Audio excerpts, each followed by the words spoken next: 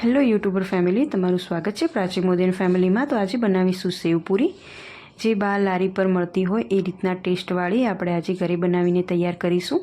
જે બનાવવી ઘણી સરળ છે। જો તમે આ રીતે બધું જ બનાવશો તો ઘરે આરામથી તમે આ રીતે બનાવીને ખાઈ શકશો અને બાળકોને તો ઘણી જ પસંદ આવશે અને સાથે સાથે મોટાને પણ પસંદ આવશે। તો ચલો સ્ટાર્ટ કરીએ। આ સેવપુરી આપણે કેવી રીતે બનાવવાની છે અને બે ચટણીની રીત સાથે તમને આજે સેવપુરીની ફૂલ રેસીપી આપીશ। તો ચલો સ્ટાર્ટ કરીએ।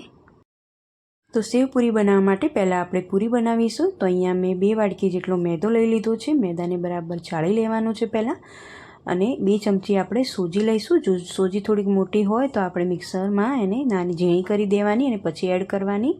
તો હવે અંદર મેં સોજી એડ કરી। હવે મીઠું નાખીશું આપણે અને મોણ નાખીશું। મોણ માટે તેલનો ઉપયોગ કરીશું। તો અહીંયા 2 ચમચી જેટલું મેં તેલ નાખ્યું છે અને તેલ સાથે આપણે લોટને બરાબર પહેલાં મિક્સ કરી દઈશું। મુઠ્ઠી વડે એ રીતનું આપણે મોણ નાખવાનું છે।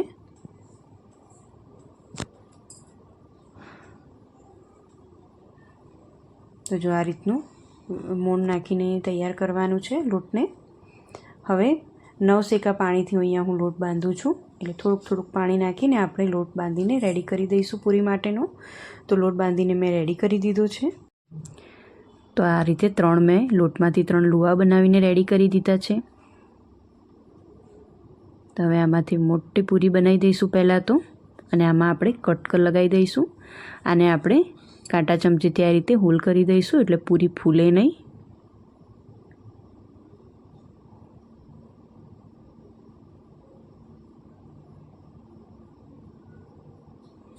અને આ રીતે એને સ્પીડમાં બને પૂરી એ રીતે આપણે આને આ રીતે શેપ આપી દઈશું ગોળ, અને એની અંદર ફરી થોડા હોલ કરી દઈશું। આ પૂરીને જો તમારે વણીને કરવી હોય તો પણ કરી શકો છો તમે। મીડિયમ સાઇઝ, એકદમ નાની સાઇઝની આ રીતની બનાવવાની પૂરી, પણ તમે આ રીતે કરશો તો સ્પીડમાં થઈ જશે કામ। તો આ રીતે બધી જ પૂરી બનાવીને મેં રેડી કરી દીધી છે। હવે આપણે એને તળીશું।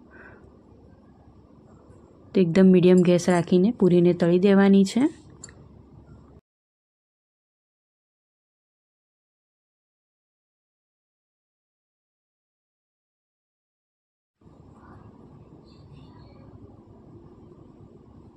જો આ રીતની તળી દેવાની।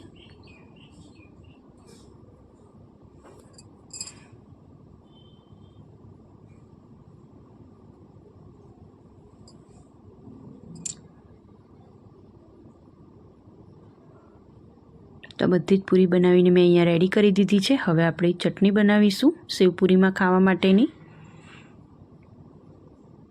જો તમને તોડીને પણ બતાવું, પૂરી એકદમ ક્રિસ્પી બની છે અંદરથી। તો ચટણી બનાવવા માટે મેં અહીંયા 6-7 નંગ ખજૂર લઈ લીધી છે અને ગોળ લીધો છે। આ ગળી ચટણી આપણે બનાવીશું, આમાં ખટાશનો ઉપયોગ નથી થતો હોતો। તો પહેલાં ખજૂરને મેં 1 કલાક પહેલાં પલાળી દીધી હતી, અને ફરી પછી કલાક પછી આપણે ખજૂર અને ગોળ સાથે મિક્સ કરી અને ઉકાળવાનું છે બરાબર આને ધીમા ગેસ રાખીને।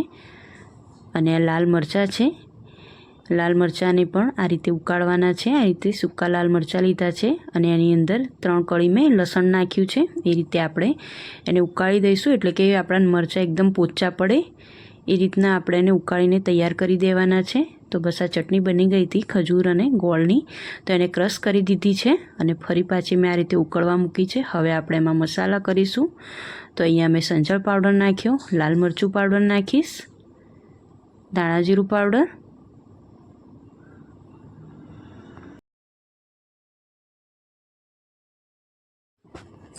તો મસાલા બરાબર અંદર મિક્સ થઈ જાય ત્યાં સુધી આપણે ગેસ ચાલુ રાખીશું। અને આ ચટણીને બહુ પતલી નહીં કરી દેવાની, જાડી જ રાખવાની થોડી।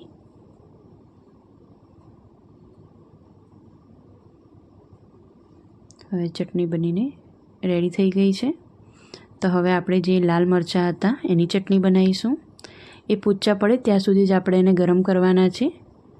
તે પોચા પડી ગયા છે। હવે અંદર આપણે થોડુંક પાણી નાખીશું, બહુ વધારે નહીં, થોડુંક જ। જે પાણી આપણે ગરમ કરવા માટે મૂક્યું હતું મરચાંની સાથે, એમાંથી થોડું 2 ચમચી જેટલું પાણી એડ કરીશું અને આને ક્રશ કરી દઈશું થોડુંક મીઠું નાખીને। એકદમ ચટણી, તીખી ચટણી થશે આ રહી. તો ચટણી બનીને રેડી છે. તો એને એક વાસણમાં હું કાઢી લઈશ. તો બસ હવે રેડી છે. સેવપુરી આપણે કેવી રીતે બનાવવાની ખાવાની છે.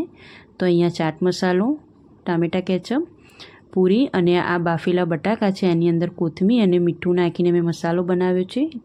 ઝીણી સમારેલી ડુંગળી, ટામેટાં છે ઝીણા સમારેલા, ખજૂર અને ગોળની ચટણી, તીખી ચટણી અને સેવ.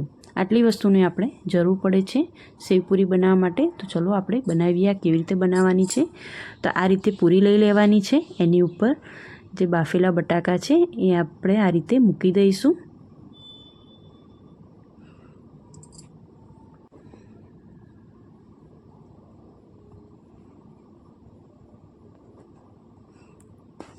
હવે એની ઉપર આપણે ખજૂર અને ગોળની ચટણી આ રીતે પાથરીશું ઉપર.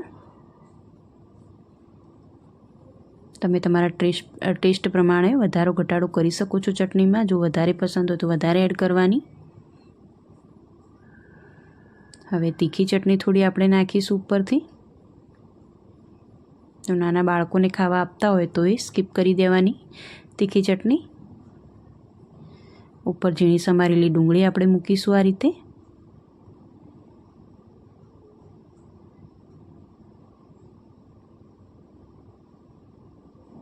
ટામેટાં મૂકીશું આ રીતે.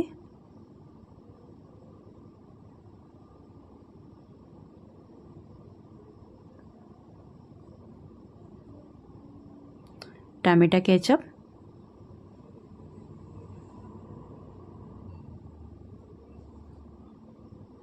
હવે લીંબુનો રસ થોડો થોડો આપણે આ રીતે નાખીશું ઉપર. ચાટ મસાલો ભભરાવીશું થોડોક.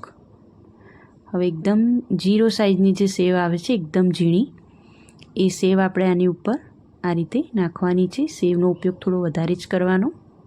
જો તમારે આને ચીઝવાળી બનાવવી હોય તો આની ઉપર થોડું ચીઝ સ્પ્રેડ કરી દેવાનું. હવે જે ગળી ચટણી હતી આપણે આ રીતે ઉપર લગાવીશું.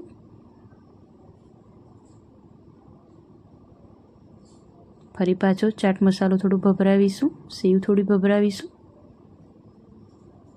તો બસ રેડી છે સેવપુરી ખાવા માટે. તો તમે જો આવી રીતે કોઈ દિવસ ઘરે બનાવીને ખાધી ના હોય તો ચોક્કસથી ટ્રાય કરજો, ઘણી જ પસંદ આવશે. તો ચલો મળીએ એક નવી રેસીપી સાથે. ત્યાં સુધી આવજો. જય શ્રી કૃષ્ણ.